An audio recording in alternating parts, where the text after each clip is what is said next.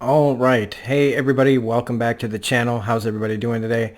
This is Rob here, Smirking Gun Reviews, and we're back with more of our discussion of Barry Jenkins' great, hard show, very important show on Amazon Prime called The Underground Railroad. I want to again thanks to everyone who chooses to watch these videos. And the comment section has been, again, excellent. And I'm glad everybody's liking it. This episode, Chapter 4, The Great Spirit, is a short episode. And part of me is glad. Because all the other episodes have been long. And, they're hard sits. And this one would have, if this one was much longer, it would have been even harder sit. Because as difficult as the other episodes can be, and they are. This one is got its own special horror going on. This one's about Ridgeway, the man who's been chasing Cora, and his kind of how he became a hunter of slaves, and it's watching someone just grow steadily more and more jealous of the black people around him, feeling the thing that he can't feel. And there's many ways to look at this probably. There's definitely gonna be differing opinions of this, but this is just how I feel about it, all right? So go ahead and tell me how you feel about it in the comment section. To me, this is the story of a boy, who is desperate to feel the thing that his father feels, can't, and when he sees that people he feels are lesser than him can feel the thing that he can't, he starts to, slowly but surely take it out on them, to start to have a hateful attitude until it poisons him completely. Because I've been wondering what's going on in Ridgeway's head. And maybe it's because it's Joel Edgerton. Maybe it's because he's quiet. Maybe it's because he seems to not be like this. I don't know. He's not like these over the top slave masters and those guys down there who he seems to be more restrained and more intellectual. At least he did, and he's not just prone to like extreme violence unless it fits the situation or whatever. At least we hadn't seen him do anything until last when he shot the station agent in the back. But so seeing this go down and watching this boy, this young man, just become this hateful, and proud of it, proud of his hate, and proud that he's earning money on his own outside of his father's shadow, and not understanding why his father doesn't understand it. Or maybe he's just trying to, I don't know. Like, it's hard to understand hate. Now, I'll be really honest, because that's what we do here. So when I was growing up, and as you guys know, some people know, I keep telling everybody, this video is still coming. I was raised in a cult, very strict religious background, but there was every race under the sun in our religion, and so I wasn't taught to be, that kind of, to be racist. But there were times in my life growing up as I was younger, and especially living in where I'm living now, where I'm back living now, where it's Crackerville Central. And I mean, they put the crack in the Crackerville down here. Let me tell you something. And there were times when I was young where I didn't understand the plight of African Americans. I always was like, why are they so angry, and only seeing things, you know, that how I wanted to see them, and being ignorant about things. It took me until I was in my 20s to understand how stupid I was, how ignorant I was being, how closed off I was being. Especially, and it got better when I got away from my religion and I started to see the real world. So I feel like part of it was like being closed off from it, even though there were plenty of African Americans and other races in our church. But like when I think about it, right? They didn't really come over to our house. We didn't go over to their house. It was like inclusive, but somewhat segregated a little. You still kind of traveled in your own packs.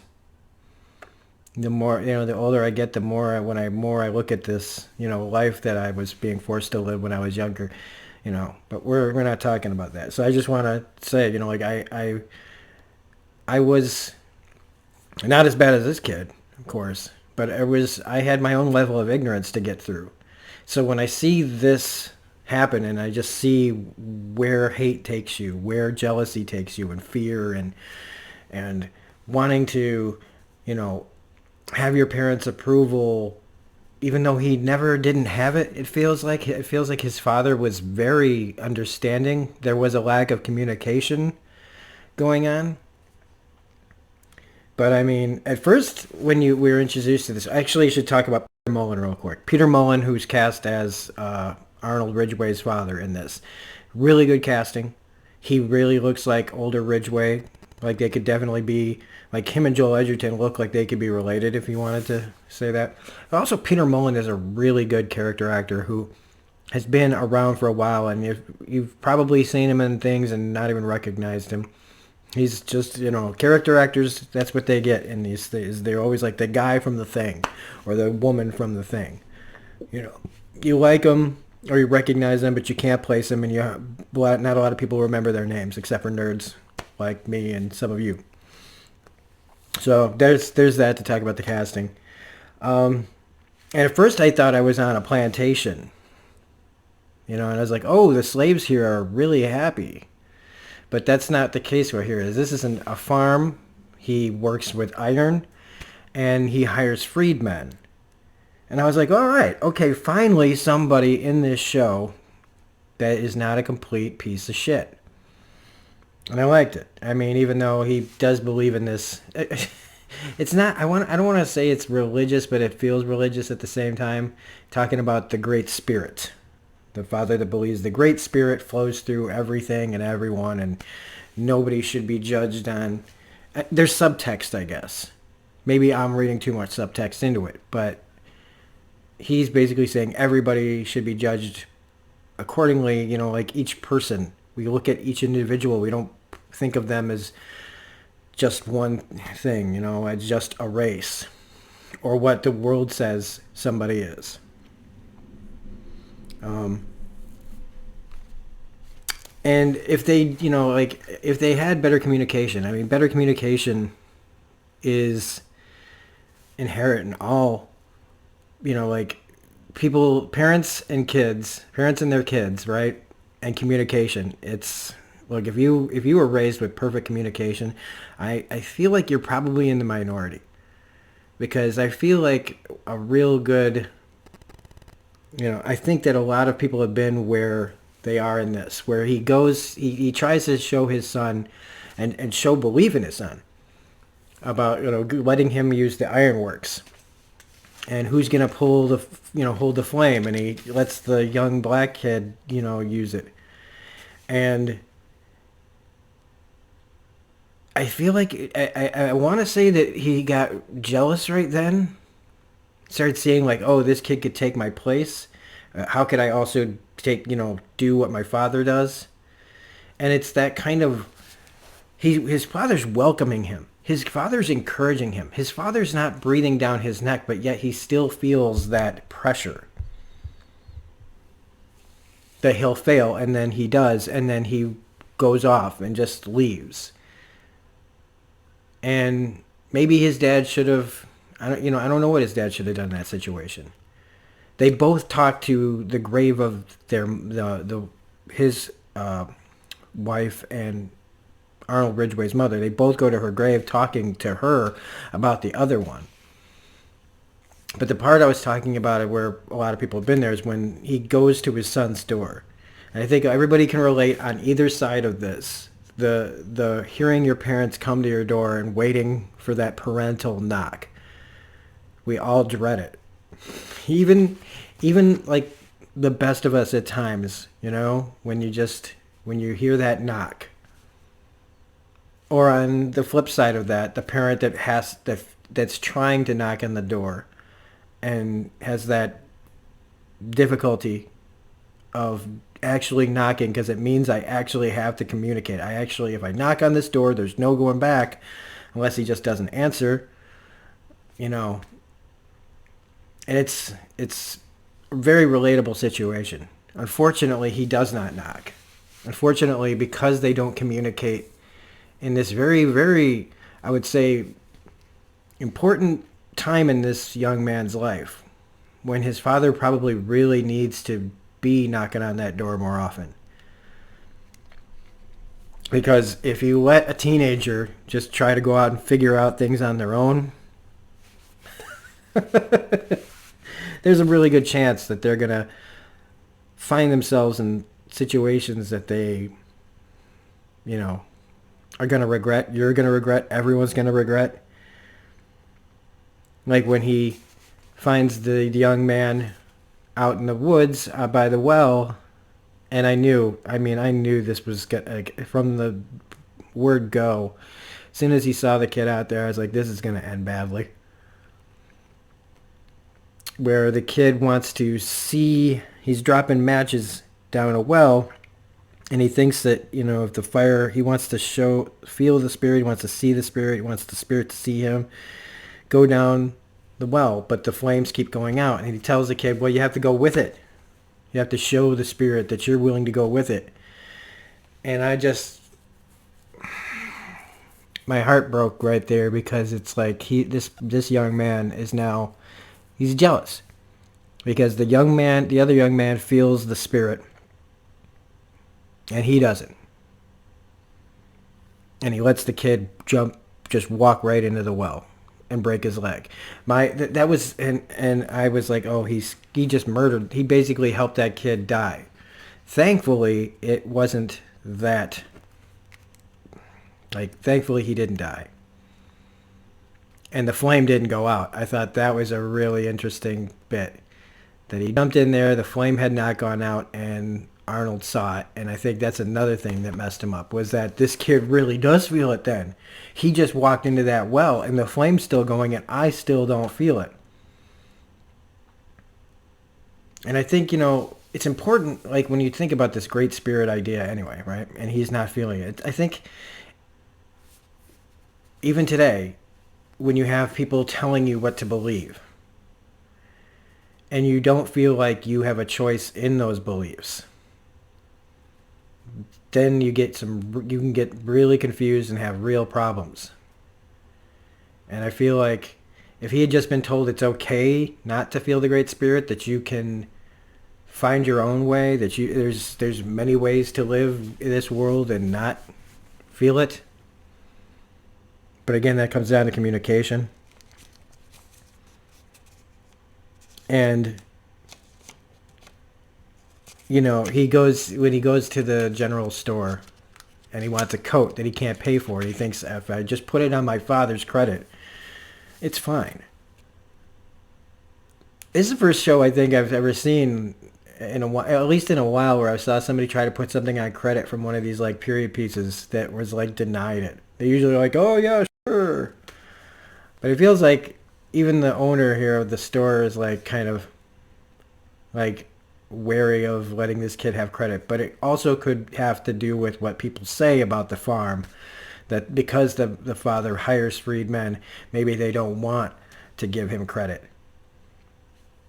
But he doesn't get the coat, and he looks down the way and he sees all the freedmen dressed nicely, top hats, tails. They all look great. They've all earned their money, and he can't even get a credit for a coat. And you know that there's that kind of attitude today. The green-eyed monster, and it's not just about race here. This is people, anybody that thinks somebody else has it better than them and becomes, hateful about it. And he sees that, he gets jealous, and then he sees the bounty hunter, the slave hunter, and he approaches them and he gets them to cut him in on a deal because he knows he knows the land and he knows where slaves would hide. And he goes out there and he actually captures one with him, and there's the baby there, and he knows that they're going to be sold off. And this was another scene where I thought, oh God, what is going to happen in this scene? Because honestly, I thought we were about to see a baby murder right here. Maybe I've just watched too much Game of Thrones. But, and the show is, they just walked, a kid just walked into a well. So, I don't think it was I don't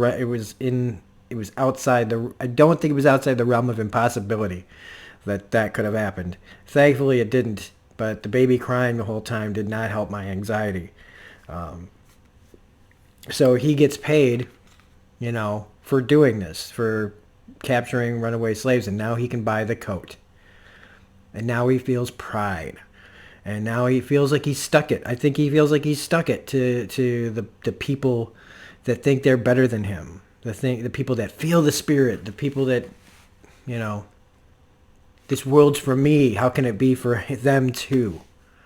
Which is what we talk about here. We've talked about this world is for everyone, and we have people not just in this country, but other cultures as well, and many, many countries who do this to each other. And it's just so, I feel, this is the time where I feel distance from my younger self, when I actually start to feel time. When I realize how different I was back then, and go, oh my God, I'm so glad that I stopped thinking in these ignorant ways. But instead I'm watching this kid just go right down into the toilet. And that dinner that he has with his dad, and his dad just sitting there listening to him like, what the hell is going on in this kid's head? But he also doesn't do enough. When he tries to give him the coat and he doesn't accept it, does it mean that the father knows how he got it? Maybe. I think he sees the wrongness in his kid, and I think he feels like if he accepts this coat, it's part in whatever he did to get that coat. And, his dad tries to tell him, you need to look into every man. Because his idea now is like, yeah, the freedmen, they earned their freedom, as if freedom is something that shouldn't be just given out, even though he was born with it, but he's white. And again, that manifest destiny bullshit and all the other religious mumbo jumbo that people have been shoveled into their mouths to think that the white man is, the best thing since sliced bread. And that's such a weird metaphor. I still can't wrap my head around all that way of thinking. When it's just really, to me, it comes down to, I want everything. Everything should be mine. We fight, even white people fight each other over everything. We all like to smile and nod at each other, but it's all still like a great big... People only... Well, it seems like a lot of people can only take so much success from another person. Doesn't matter what they are. And it's just worse when you have a different colored skin and you look at it as a white person. They just think, why isn't that mine? And this is where that man is headed now. Where the road between what happens by the end of this episode, and how he is now, I would actually like to know a little bit more. But that's the end of the episode. And just, again, fantastic work by Barry Jenkins. The way that everything is shot in this, everything from the way that it's all kind of viewed to me from the son's viewpoint, and how it's almost a POV episode without being in like first person where you could just be following this guy around. But it just feels like everything that the way it was shot in this just about is seen from the son's perspective, and they do a really good job of making you feel like that, like he's on the outside looking in, or maybe it's the opposite. But anyway, again, some really great work here. Again, it makes you feel really uncomfortable, but it also makes you really think about things. At least it should. That's the point. You know, this isn't just, you know, a show for no reason. You know, the guy didn't write the book for no reason. And as long as you're hopefully getting something out of the show or the book, or even somebody's videos that talk about it, or maybe it's an addition to, you know. So I'm looking forward to watching episode 5. Probably won't get the review up. Maybe tomorrow. Probably maybe not even till Sunday, because I got a lot going on in the next few days. But until then, if you like what I'm doing here and you like this video or any of my videos, please consider hitting the like button. Don't forget to become a subscriber. We are getting closer and closer to that 2,000 subscriber goal that we have. Hit the bell for all notifications. Share this video with like-minded people. You know, somebody that you think would like what I'm doing here. And we will see you on the next video. Remember, have a great day. Be nice to each other as much as you can be, and have a good one.